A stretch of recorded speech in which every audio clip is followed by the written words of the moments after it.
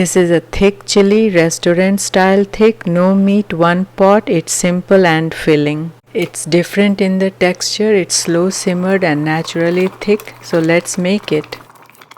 I soaked 3 kinds of beans overnight, garbanzo, red kidney and pinto. Each one brings something different, bite, body and creaminess. In the morning, I wash them well and pressure cook with salt and water, but if it's convenient for you, canned beans work perfectly fine here, just rinse and go. For vegetables, nothing fancy, celery, bell peppers, carrots, onions and lots of garlic. Carrots are very important to bring that mild sweetness. You can also use corn if you have. I also use a can of fire roasted tomatoes. Wash the celery sticks thoroughly and chop them into small pieces.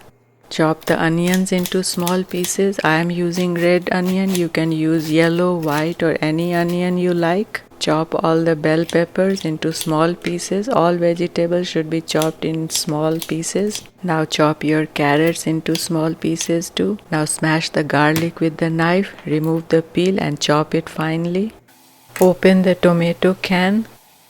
Set your Instant Pot to saute mode. Add olive oil or any oil of your choice. Garlic goes in first, just 1 minute, don't rush, don't burn. Onion goes in next, saute briefly and then add rest of the vegetables all at once, not in a particular order. Saute the vegetables briefly. This isn't about browning, it's about waking up flavors. Add salt, just enough for the veggies because we have already added salt in beans. In goes a full can of fire roasted tomatoes. You can use fresh tomato puree if you want. Half a lime for brightness. It keeps the chili from tasting heavy. Now we will add the flavor builders, a smoked paprika for depth, roasted cumin powder for warmth, and just a touch of sugar, not for sweetness but balance. Stir everything together. Here in the pressure cooker, I am checking if the beans are all cooked properly. Once the beans are cooked, they go straight in along with the vegetables. Saute everything together just for 1 minute so the flavors coat properly. Add few crushes of freshly ground black pepper. Mix everything. At this point, you need a little taste test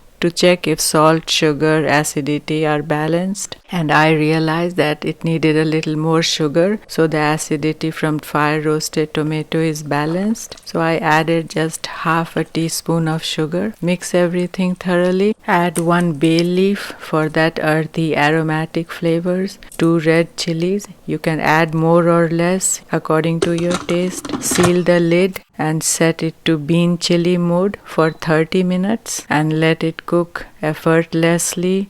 Make sure that the vent is sealed properly to build up the pressure. 30 minutes are over. Let's open the lid.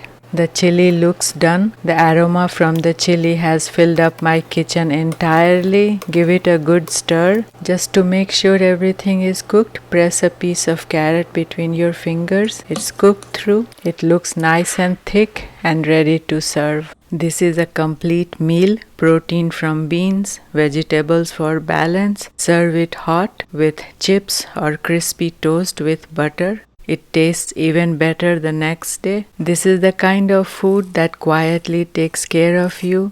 Simple, steady, reliable. If you try this chili, let me know how you served it. That's it. Until next time, stir with soul and thanks for watching.